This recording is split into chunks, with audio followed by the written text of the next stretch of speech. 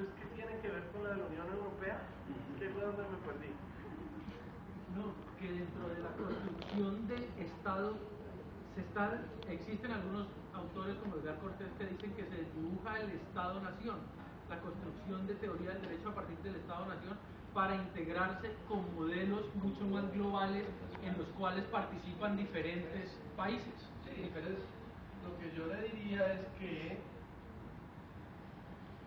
lo que se está construyendo de instituciones supranacionales en este momento pues tiene una estructura relativamente parecida al modelo de teoría jurídica que es dominante en el paradigma 4. Entonces, si usted ve las instituciones internacionales de la Unión Europea, sí, tienen principio de legalidad, pero tienen control de constitucionalidad sobre el principio de legalidad, basado tanto en el Tribunal Europeo de los Derechos Humanos como en la novedosa Constitución Europea. Entonces tienen el derecho de dos niveles, reproduciendo a nivel europeo los constitucionalismos que ya dominan a su interior. Entonces, en Europa tienen el modelo 4 como forma de instituciones europeas, que nacieron en los años 50 siendo de pura legalidad, y hoy en día el principio de constitucionalidad también campea en el derecho europeo, a través del Tribunal Europeo y de la expedición de una Constitución Europea. La Constitución Europea no es nada, es simplemente una carta de derechos del ciudadano europeo frente a las instituciones de Bruselas. Por lo tanto, increíblemente ineficiente y marginal, porque la mayor parte de los ciudadanos europeos, ninguno de ellos se va a ir a pelear a Bruselas nada. Si tienen una violación de derechos fundamentales, lo pelearán en Murcia o en Nápoles. Ya. Sin embargo, los tribunales, la institucionalidad europea ha reproducido a nivel supranacional el modelo de supremacía constitucional, tanto de la Carta Europea de Derechos Humanos como de la Constitución Europea, es decir, las reformas al Tratado de Roma. Y en el caso de estos organismos supranacionales que no dependen de unos tribunales como son las directivas de la OIT y lo que son algunos planteamientos de normatividad a armonizar dentro de los países, lo que por ejemplo el Citral o de la Unión en materia comercial. Dentro del nuevo derecho, ¿cómo se concibe eso? ¿Qué teorías? Porque básicamente busca lo social. No, UNIDROIT son códigos. Sí, bueno, excepcionalidad que parte de... UNIDROIT es un perfectamente código, es un código de obligaciones liberal. Pero nace de tribunales de arbitramiento, de disposiciones de tribunales de arbitramiento, partiendo de los usos. No, parcialmente. No, hay también mucha globalización del derecho y hay muchos proyectos, hay muchos paradigmas, hay globalización del derecho, hay procesos de armonización, unificación, códigos unificados. ¿Ya? O sea, no creo que tengan ninguna relación específica con estos que estoy diciendo del momento 4. A ver. ¿En cuáles de estos relacionemos estos 4 momentos con momentos de globalización o de cierre de las fronteras? Momento 1. Díganme cuáles son los momentos que coexisten con mayores niveles de globalización. Miren, aquí la relación es al revés. Los momentos más globalizados son 1 y 4. 1, de hecho, corresponde a lo que los historiadores han llamado la primera globalización, 1870-1913. Esto lo llaman la primera globalización. Y la segunda globalización es 1990 en adelante. Entonces, esta época, alta globalización. Estas dos épocas, alto nacionalismo. Pues obvio, los 30 hasta los 60, pues ya me dirán, dos guerras mundiales, la ruptura de los mecanismos de cooperación internacional, etcétera, etcétera, y luego otra vez globalización. Entonces lo que ustedes me están preguntando es si hay una relación entre esto y esto, pues les estoy diciendo, hay más canales de comunicación internacional y transnacional y circula más la ideología jurídica. Entonces parte de lo que les estoy diciendo es que el neoconstitucionalismo circula mucho y circulan otras cosas, películas porno, y muchas otras. La películas, bienes chinos, lamparitas, y teoría, y libros, y los libros de Tarelo, y los libros de Alexis. ¿Qué creo yo que circula como modelo institucional con frecuencia? Pues parte de lo que es llamado... A ver, los paneles de adjudicación de la WTO hacen ponderación. Y la Corte Interamericana hace ponderación. Y usted me dice, ¿y circulan también los códigos unificados de UNIDROIT? Sí, también. Pero no sé qué más. Entonces circulan códigos, ponderación, sentencias, yo no sé qué. Y circulan las sentencias de la Corte Europea, llenas de ponderación. Pero no es lo único que circula, porque las otras normas no están completamente anuladas. También circula normas legales y sentencias formalistas. Sí, también, yo no estoy diciendo que todo eso circula. ¿Qué relación existe con la globalización? No sé, de pronto no sé la respuesta, de pronto lo único que estoy diciendo es que tienen razón en que el cuarto momento es contemporáneo con un momento de intensa globalización económica, informacional, ya. No sé tampoco qué más decirles al respecto, entonces de pronto es porque no sé. No, doctor, es que yo lo veo no tanto por la circulación, sino por la injerencia que tienen las políticas, y pongo el ejemplo, por ejemplo, en el caso del derecho privado, por las políticas que traza el Banco Mundial y el Fondo Monetario Internacional, que no solamente está circulando, sino que está incidiendo dentro de la política legislativa, sino que está generando unas formas de generar, y repito, teoría de la justicia, ¿cierto? Porque es desde una mirada a través de la cual se está generando una discusión de política legislativa. Entonces, a ver, ¿qué cosas recomienda el Banco Mundial en términos de política jurídica? El Banco Mundial es clavadamente, yo podría decirlo, neoinstitucionalista. Es decir, se basa en las teorías de North, Douglas North, Premio Nobel de Economía, y más aún en el espantoso libro que todo el mundo está saludando como un gran libro, que es el espantoso libro de Acemoglu y Robinson, que se llama Why Nations Fail, ¿por qué las naciones fracasan? Publicado hace 2 meses, Robinson estaba la semana pasada en Bogotá, lo leímos con mis estudiantes de teoría jurídica y es un espantoso libro neoinstitucionalista, que es lo que hace circular el Banco Mundial. El Banco Mundial hace simplemente circular este argumento, que es un argumento positivista. El argumento es este. No es puramente positivista. Ustedes ayúdenme a saber qué es este argumento. Douglas North, Premio Nobel de Economía, hizo unas investigaciones históricas donde mostró, según él, en 4 países cómo era el camino hacia el desarrollo económico. Inglaterra, Holanda, Francia y España.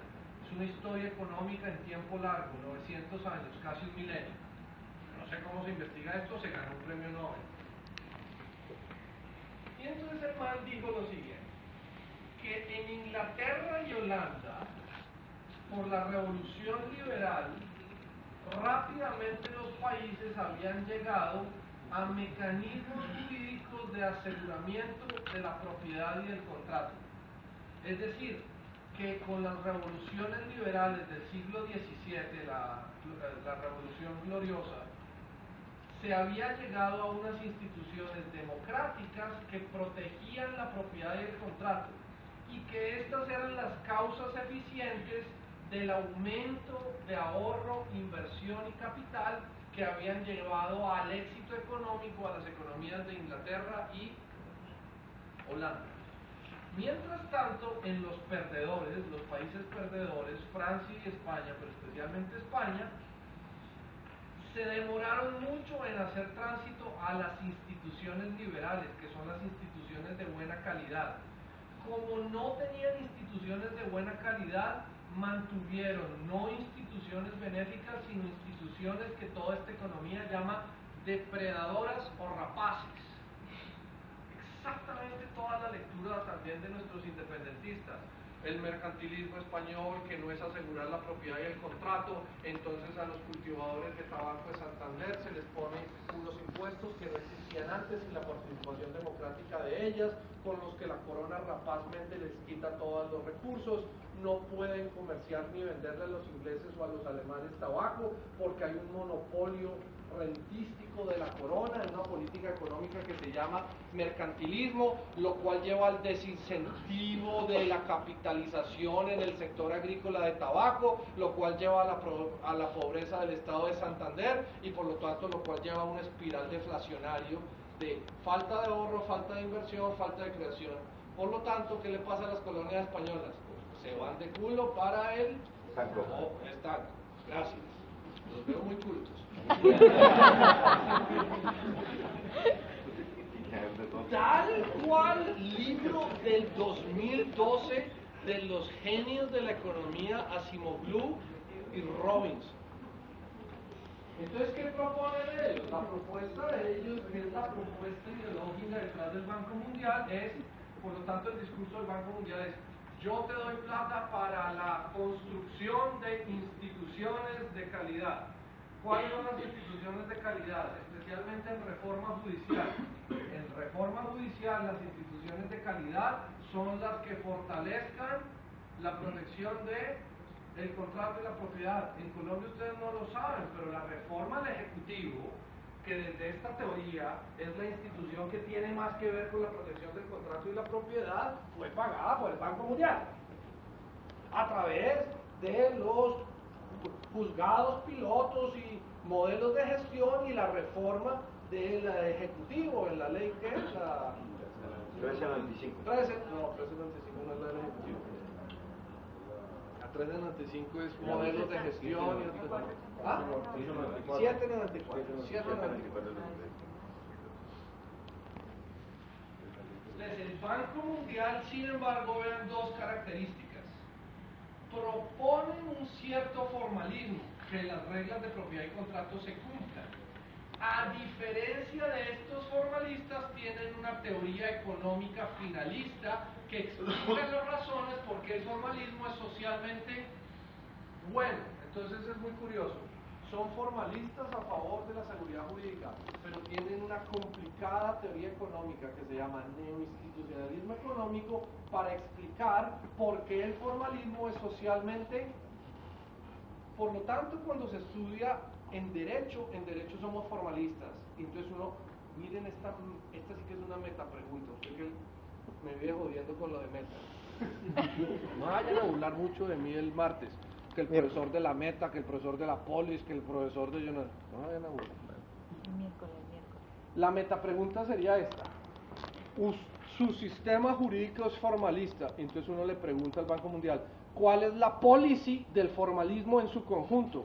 La respuesta del Banco Mundial a esa pregunta de cuál es la policy del formalismo en su conjunto es que el formalismo lleva al crecimiento basado en las teorías de Douglas North. Tamayo ni se asoma por allá. Tamayo lo único que dice es que el formalismo asegura la seguridad jurídica. Y uno le pregunta, ¿y cuál es la policy detrás de la seguridad? El Banco Mundial da un paso más. El formalismo asegura la seguridad y la estabilidad de contrato y propiedad aseguran el crecimiento económico. Entonces el argumento del Banco Mundial basado en North, Asimoglu, Robinson, Coase, una de las vertientes de análisis económico del derecho, que alguien me preguntaba por análisis económico del derecho. Esta es una de las vertientes de análisis económico. Entonces el argumento es, cuando yo aseguro propiedad y contrato, aumento los niveles de ahorro sube los niveles de inversión implica mejoramiento de calidad, mejoramiento de capital, productividad aumentada, mayor participación en mercados internacionales, riqueza, crecimiento económico. Luego, le pregunto al Banco Mundial, luego de crecimiento, ¿cómo se logra redistribución? Típica respuesta de los institucionalistas, la redistribución no es mi problema. El desarrollo es un problema primero de crecimiento, luego cómo redistribuyen, que es el problema político en que está Colombia. Colombia está creciendo unas tacitas interesantes de crecimiento y seguimos con el mismo atasco en nuestros canales de atascaditos. Y el argumento que hacemos los de centroizquierda es que si los canales de redistribución están tan atascados, el crecimiento se puede perder, porque la inestabilidad social es igual de jodida por falta de crecimiento que por falta de redistribución. Y Santos vive hablando de eso, con lo cual muestra que es un presidente de sensibilidad de tercera vía o de centro izquierda, porque quiere hacer crecer, pero vive hablando de los problemas de redistribución, así no se les ocurra nada eficiente para hacer redistribución. Porque las principales formas de redistribución son salud, pensiones y unas cuantas políticas malas de subsidios en familias en acción y otras malas, inestables, ad hoc, temporales, asistencialistas, y el de salud, que es uno de los principales mecanismos, está en crisis, está en importante crisis. Entonces, Juan Pablo, lo que yo simplemente le diría es, circulan cosas por los canales de la globalización. Usted me pregunta por el Banco Mundial, circulan unas ideas sobre crecimiento y desarrollo económico, y esas ideas pues sí circulan. A los del Banco Mundial no les gusta mucho el constitucionalismo, pero el Banco Mundial no ha parado en ninguna parte del mundo el constitucionalismo. Ellos quisieran más protección del contrato y la propiedad. El Banco Mundial en ninguna parte del mundo ha subsidiado proyectos para fundar cortes constitucionales. En ninguna parte del mundo. Es más, solo en Colombia por primera vez se metió a financiar cortes laborales, porque de este enfoque se sigue que su principal interés eran cortes civiles y comerciales. Por primera vez en el mundo están pagando estudios sobre cortes laborales. Y ellos mismos, estaba hablando hace poco con el representante del Banco Mundial, no saben cómo justificarlo muy bien en Washington, porque bajo este marco analítico, ¿cómo justifican su interés en cortes laborales? ¿Se entiende o no? ¿Se entiende por qué de aquí se sigue es casi reforma a procedimientos civiles y mercantiles o no? ¿O no? Claro, porque ¿a dónde se protege la propiedad del contrato? En lo civil y en lo comercial. ¿Ellos infirieron de alguna forma la reforma que se hizo al régimen pensional? El Banco Mundial en pensiones también, claro, también estuvo metido en esos. Junto con otros actores. Bueno, preguntas. Pues no le contesté a Juan Pablo, pero espero que se haya divertido por lo menos.